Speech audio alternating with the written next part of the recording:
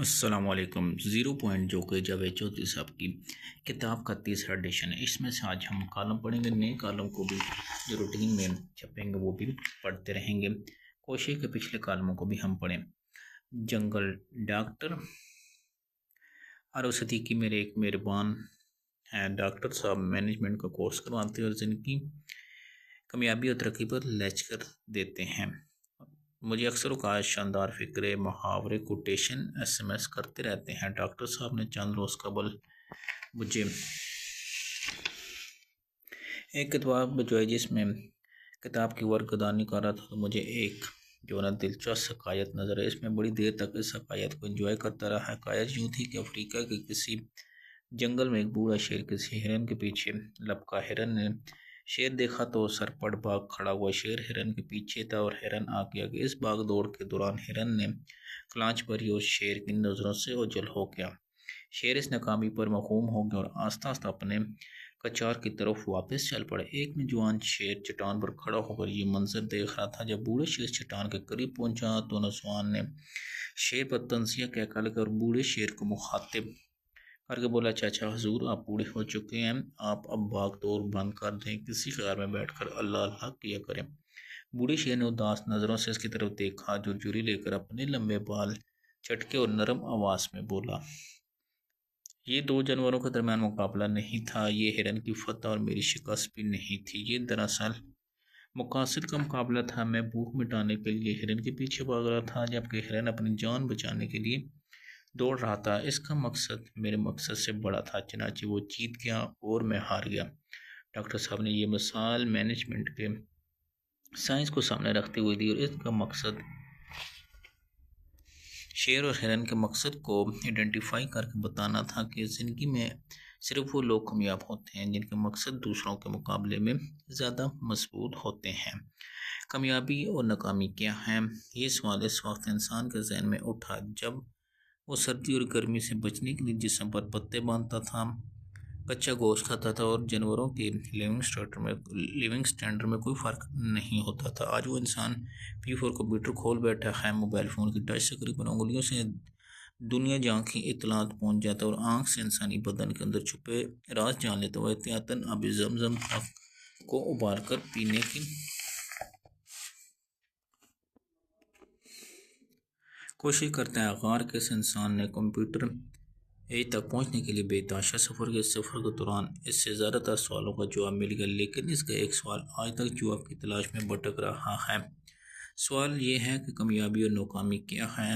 انسان آج تک اس کا کوئی حتمی جواب تلاش نہ کر سکا، کیونکہ وقت کے ساتھ ساتھ کامیابی اور ناکامی کے معیار تبدیل بدل جاتے ہیں۔ کبھی انسان تمدن میں طاقتور انسان کو کامیاب سمجھتا تھا، جو شخص 20 لوگوں سے زیادہ تنہا لڑ سکتا ہے اور جو پورے قبیلے پر اپنی طاقت کی داغ بٹھا دیتا اور کامیاب سمجھا جاتا تھا۔ کبھی جس شخص کے پاس زیادہ جانور ہوتے تھے، جو زمین، جائیداد، مال و اولاد کا مالک ہوتا تھا، وہ کامیاب تصور کیا جائے۔ کبھی وہ لوگ کامیاب سمجھے جاتے جو زیادہ سے زیادہ لوگوں کو بیوقوف بنا لیتے، جو وقت پر بہترین چیزیں، اجناس اور غلاموں پر قابض ہو جاتے۔ کبھی علم، دانے، شکل کامیابی کا معیار بن جاتی تھی۔ کبھی لوگ فرعون کو کامیاب سمجھتے، کبھی کامیابی کا پلڑا حضرت موسیٰ کی طرف جھک جاتا تھا، کبھی عزیز مصر کامیاب ٹھہرایا جاتا اور کبھی حضرت یوسف کو کامیاب سمجھا، کبھی سینٹ پیٹر کو کامیاب سمجھا جاتا تھا اور کبھی دنیا بل گیٹس کو ویکٹری سٹینڈرڈ پر کھڑا کر دیتی رہی۔ چنانچہ انسان معاشرت کے مختلف ادوار میں کامیابی اور ناکامی کے بارے میں کنفیوز کا شکار رہا، شاید شکار ہے، کیونکہ وقت کے ہر دور کا ایک معیار کامیابی ہوتا ہے اور معاشرے کے ہر طبقے، ہر نظریے، کمیونٹی کی کامیابی اور ناکامی کا اپنا ایک نظریہ ہوتا ہے، اور یہ معیار بھی وقت کے ساتھ ساتھ تبدیل ہوتا رہتا ہے۔ حضرت لال شہباز قلندر کی کامیابی کا ایک معیار تھا اور ان کے مزار کے متولیوں کا دوسرا معیار ہے۔ حضرت داتا گنج بخش، حضرت بہاؤالدین ذکریہ اور حضرت بابا فرید گنج شکر جس چیز کو کامیابی کہتے تھے، وہ آج کامیابی ان کے گدی نشینوں کی نظر میں زمینی حقائق سے منافی ہے۔ لہٰذا کہنے کا مطلب ہے انسان آج تک کامیابی اور ناکامی کا کوئی منفقہ لائی عمل یا فارمولہ یا پالیسی نہیں طے کر سکتا۔ اس حقیقت کے باوجود ڈاکٹر عارف صدیقی کی بات درست ہے، جب تک کوئی انسان اپنا مقصد نہیں طے کرتا وہ کامیابی کی لذت سے محروم رہتا ہے۔ لیکن یہاں پر یہ سوال ہوتا ہے کہ انسان اپنے مقصد طے کر سکتا ہے، اور اگر کر سکتا ہے تو وہ کیسے کر سکتا ہے؟ آپ کے لیے شاید یہ بات حیران کن ہوگی کہ اللہ تعالیٰ نے انسان کو 5 ایسی صلاحیت دی ہیں جن سے دوسرے جانداروں کی اکثریت محروم ہے۔ ان 5 چیزوں میں پہلے نمبر ابلاغ ہے۔ انسان دنیا کی واحد مخلوق ہے جسے اللہ تعالیٰ نے اپنے خیالات، احساسات، نظریات، افکار، خیالات اور سوچ کو دوسروں تک منتقل کرنے کا آرٹ دیا۔ انسان کے مقابلے میں دوسری مخلوق 99% مخلوق بھوک، جنس اور خوف کے علاوہ اپنا کوئی احساس دوسروں تک نہیں منتقل کر سکتی۔ انسان کی دوسری خوبی منصوبہ بندی۔ انسان دنیا کی واحد مخلوق ہے جو 1 سیکنڈ سے لے کر ہزاروں سالوں کی پلاننگ کر سکتا ہے۔ اللہ تعالیٰ نے یہ خوبی کسی دوسرے جاندار کو نہیں بخشی۔ انسان کی تیسری منفرد خوبی قوت فیصلہ۔ انسان دنیا کی واحد مخلوق ہے جس کے پاس فیصلہ کی غیر محدود قوت ہے، جبکہ باقی مخلوق کی قوت فیصلہ بھوک، جنس اور بقا سے آگے نہیں بڑھتی۔ انسان کی چوتھی خوبی تبدیلی ہے۔ انسان دنیا کی واحد مخلوق ہے جو اپنے آپ کو، ماحول، معاشرے کو بدل سکتا ہے۔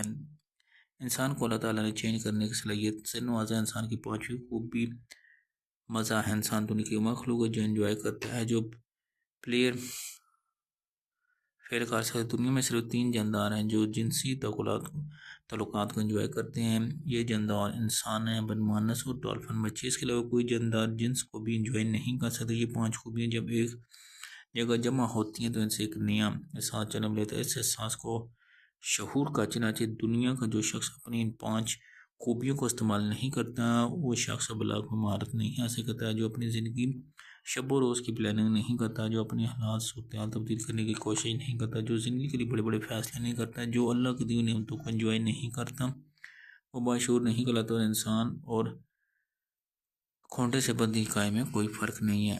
اب ہم کامیابی کی طرف واپس آتے ہیں۔ دنیا میں کوئی شخص اس وقت تک کامیاب نہیں ہو سکتا جب تک وہ اپنی زندگی کا کوئی مقصد طے نہیں کرتا، اور مقصد اس وقت تک طے نہیں ہوتا جب تک ان 5 خوبیوں کا علم نہیں ہوتا جو اللہ تعالیٰ نے ساری مخلوق میں صرف اس عطا کی۔ جب تک انسان کو اپنے احساس ابلاغ نہیں ہو، جب تک منصوبہ بندی کی صلاحیت کو استعمال نہیں کرتا، جب تک قوت فیصلہ کو تحریک نہیں دیتا، جب تک اسے اپنے تبدیل کرنے کی صلاحیت کو احساس نہیں ہو، جب تک اپنی انجوائے کرنے کی خوبی کا ادراک نہیں، اس وقت وہ اپنی زندگی کے لیے کوئی بڑا اچھا اور بڑا منصوبہ نہیں بنا سکتا